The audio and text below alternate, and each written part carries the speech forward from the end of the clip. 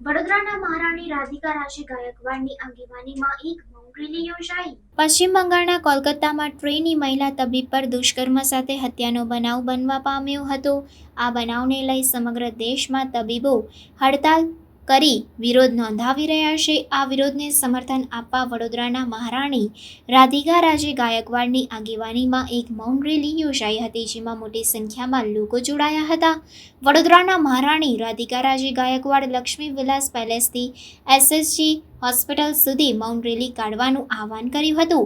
ન્યાયની માંગ કરવા અને મહિલાઓ સુરક્ષિત રહે તે માટે એક મૌન કૂચમાં મોટી સંખ્યામાં શહેરીજનો કાળા કપડાં પહેરી જોડાયા હતા અને પોસ્ટર બેનર હાથમાં લઈ આ મૌન રેલી યોજાઈ હતી। આ રેલી પૂર્વે રાજમાતા શુભાંગી દેવી ગાયકવાડ પણ ઉપસ્થિત રહ્યા હતા અને આ ઘટનાને વખોડી ન્યાય માટે માંગ કરી હતી। રેલી નિર્ધારિત સમય અનુસાર પેલેસના ગેટ આગળથી શરૂ કરી સયાજી હોસ્પિટલ પરિસરમાં મહારાણી રાધિકા રાજે ગાયકવાડની આગેવાનીમાં પૂર્ણ કરવામાં આવી હતી।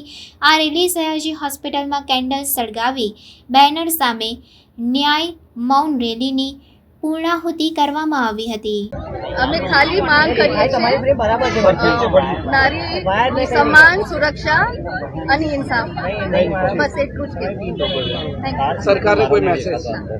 એટલી ઘિનૌની હત્યા એક બહેનના ઉપર થયું છે, એ પણ એક ડૉક્ટર બહેન, તો આ આપણા દેશમાં અમને શરમ આવે છે કે આ અત્યારક કૃત્ય આપણે દેશમાં થાય છે, એટલે અમને મૌન કરીને અમારો વિરોધ એના માટે કરું છું। અને જે કોણ છે એને સરકાર અમારી અર્થવ્યવસ્થા છે જે જસ્ટિસ છે એને જસ્ટિસ મળવું જોઈએ અને જે કોણ છે અને ફરી આ પ્રકારની હત્યા ન થવું જોઈએ અને ઘીનોને વર્તન બહેનો સાથે ન હોવું જોઈએ, એના માટે હું સપોર્ટ કરું છું। રેપિસ્ટને શું સજા થવી જોઈએ, આપ શું માનો?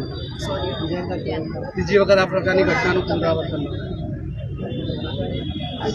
કોર્ટ નક્કી કરશે, હું વધારે ના કરું।